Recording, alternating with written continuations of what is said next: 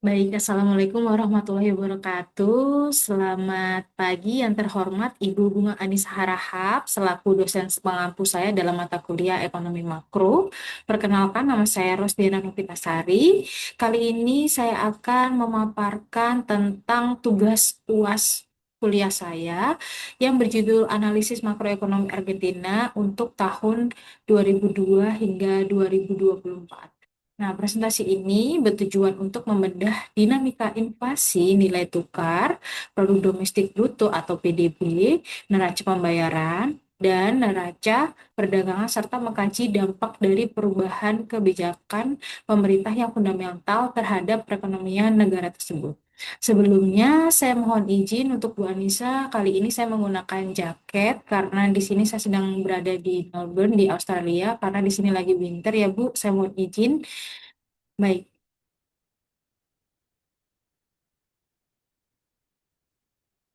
baik kita langsung aja ke materi saya.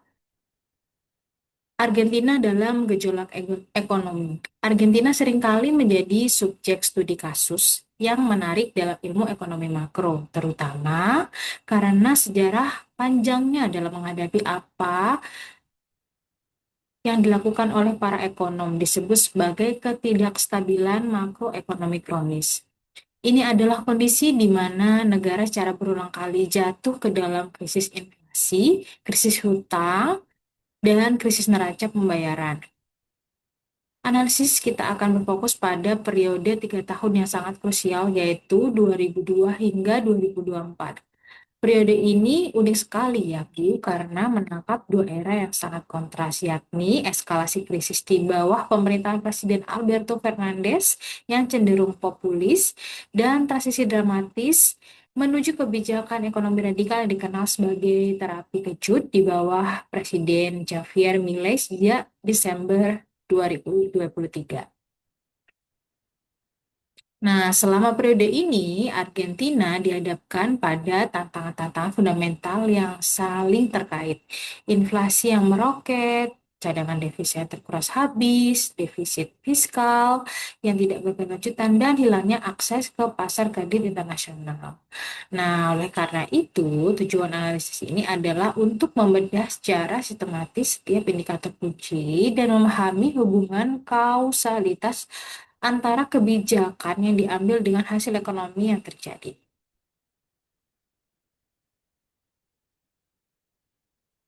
Baik, selanjutnya saya akan memaparkan tentang kondisi makroekonomi di tahun 2022. Nah, dari analisis kita pada tahun 2022, di mana perekonomian Argentina menunjukkan sebuah gambaran yang paradoksal. Di permukaan terdapat sinyal positif berupa pertumbuhan PDB real yang mencapai 5,2%. Nah, angka ini sangat mengesankan dan menunjukkan adanya momentum pemulihan pasca pandemi. Namun, jika kita melihat lebih dalam lagi, fondasi ekonomi negara ini sudah sangat rapuh. Kenapa demikian? Karena permasalahan utamanya itu adalah inflasi yang pada tahun ini telah mencapai 94,8%. Hal ini merupakan level tertinggi dalam lebih dari 3 dekade. Jadi itu yang paling tertinggi selama 3 dekade. Inflasi tertinggi ini secara brutal akhirnya menggerogoti daya beli masyarakat dan membuat pertumbuhan PDB yang tercatat tidak banyak dirasakan manfaatnya. Nah, untuk menahan pelarian modal dan menjaga stabilitas nilai tukar, pemerintah saat itu menerapkan kontrol modal yang ketat, yaitu mematok nilai tukar resmi di level 177,10 peso per dolar AS, meskipun kurs di pasar paralel sudah jauh lebih tinggi. Nah, akhirnya kondisi ini menciptakan distorsi yang signifikan dalam ekonomi.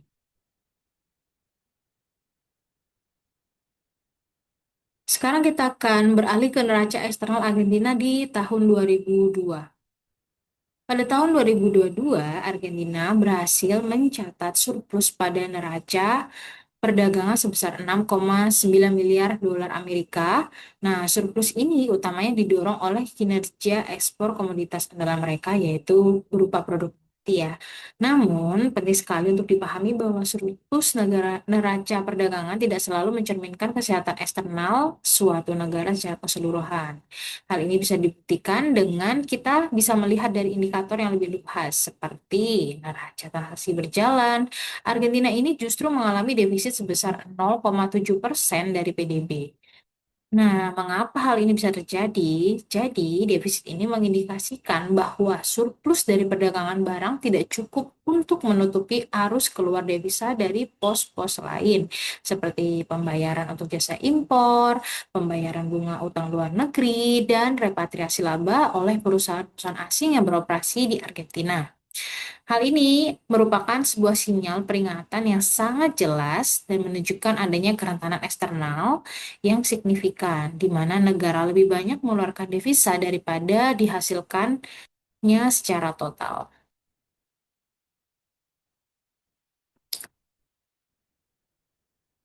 Jika tahun 2022 adalah sinyal peringatan, maka di tahun 2023 adalah tahun di mana krisis meledak secara penuh.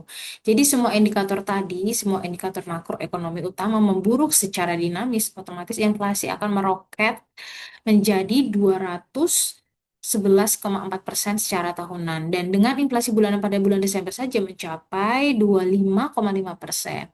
Dan nilai tukar peso anjlok drastis ke level 808,5 hingga 809 per dolar Amerika Serikat pada akhir tahun akibat kebijakan devaluasi masif sebesar 54% pada Desember 2023.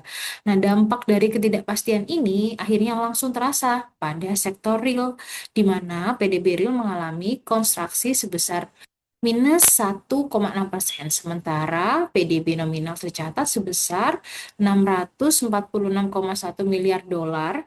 Kondisi eksternal juga semakin tertekan, seperti neraca perdagangan berbalik menjadi defisit 6,9 miliar dolar Amerika dan ekspor turun ke 66,8 miliar dolar Amerika dan impor sebesar 73,7 miliar Amerika. Nah, hal ini mendorong defisit transaksi berjalan membengkak menjadi -3,5% dari PDB dan akhirnya memuncak menjadi cadangan devisa bersih negara jatuh ke level negatif sekitar -8,5 miliar dolar.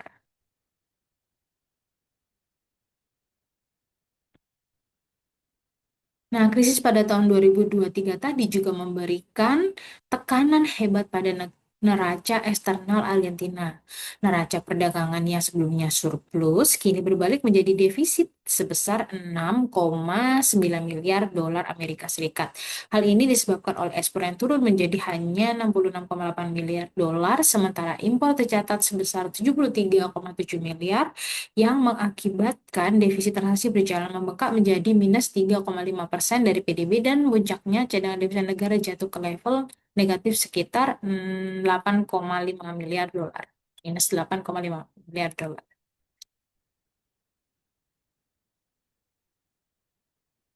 Nah, untuk menghadapi krisis ekonomi yang semakin parah ini, akhirnya Presiden Javier Milei mengimplementasikan sebuah program stabilisasi yang radikal dan juga komprehensif.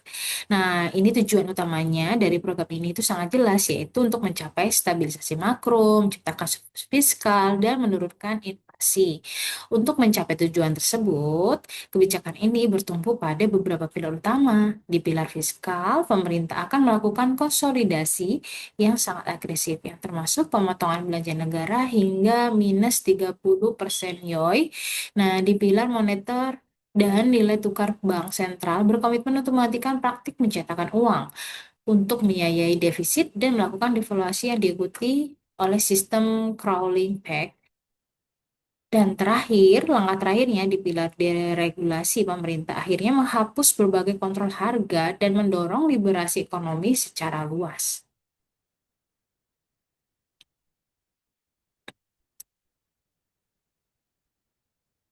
Implementasi dari kebijakan terapi kejut ini secara langsung menimbulkan dampak yang sangat signifikan pada tahun 2024. Sebagai konsekuensi langsung dari devaluasi dan liberasi harga, terjadi lonjakan inflasi yang inflasi awal yang sangat tajam dengan laju tahunan mencapai puncaknya di angka 289,4% di bulan April. Namun, setelah guncangan awal tersebut, disiplin fiskal dan moneter yang ketat mulai menunjukkan hasil. Akhirnya, laju inflasi bulanan berhasil turun drastis hingga 2,7% pada bulan Desember. Lalu dengan proyek inflasi tahunan untuk 2024 berada di sekitar 117,8%.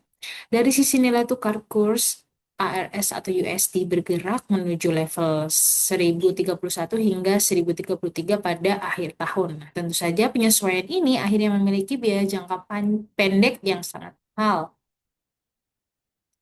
Dan aktivitas ekonomi akhirnya menjadi melambat, tercermin dari PDB real yang kembali terkontraksi antara minus 1,7% hingga minus 2,8% untuk keseluruhan tahunnya.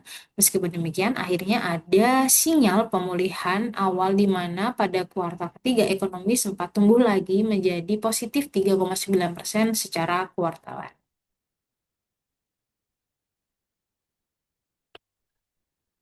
Salah satu keberhasilan yang paling cepat dan signifikan dari kebijakan baru ini terlihat pada sektor eksternal, yaitu pada tahun 2024 terdapat perbaikan neraca yang sangat luar biasa, di mana neraca perdagangan berbalik secara dramatis dari defisit menjadi surplus dan mencetak rekor terbaru sebesar 18,9 miliar dolar Amerika.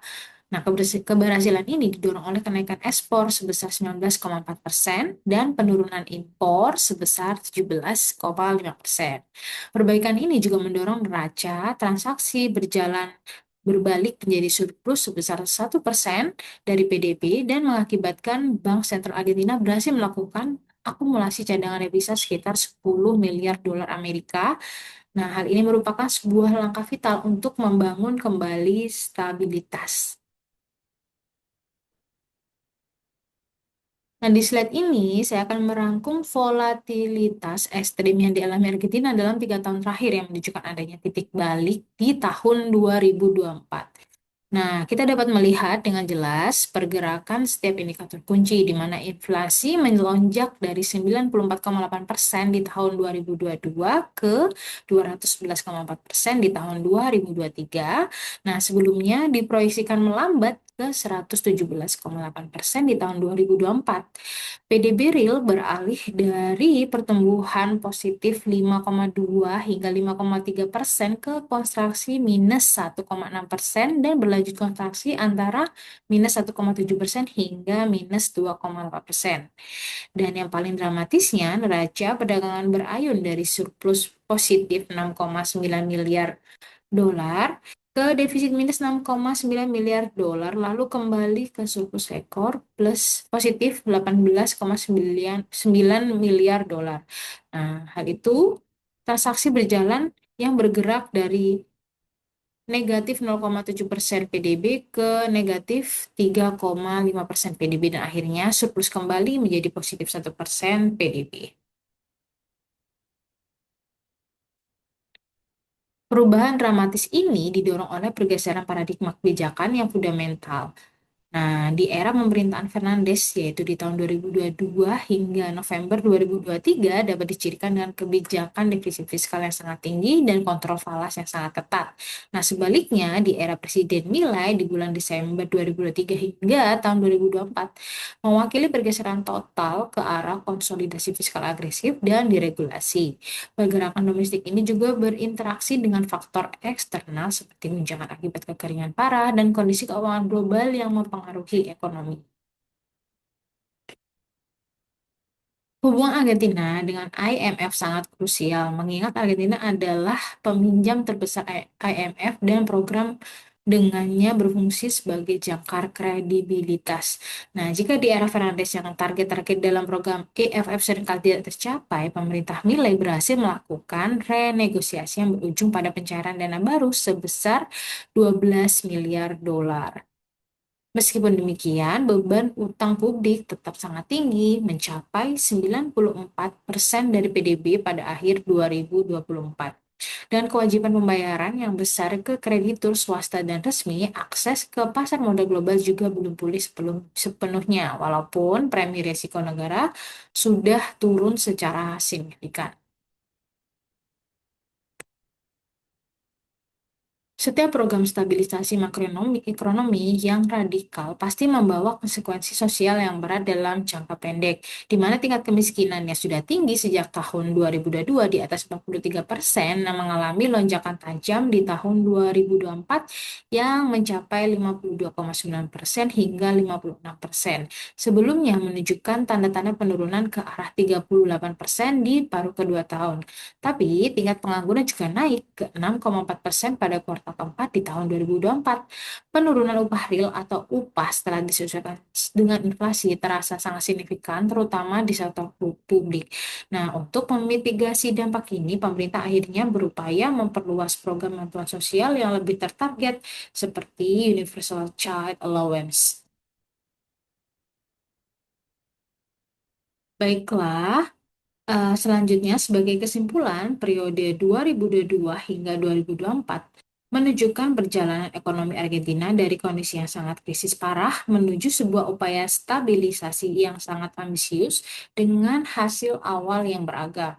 Kebijakan Presiden Milei berhasil menunjukkan kemajuan dalam menurunkan inflasi dan mencapai surplus fiskal dalam tantangan sosial dan politik untuk menjaga keberlanjutan reformasi tetap besar.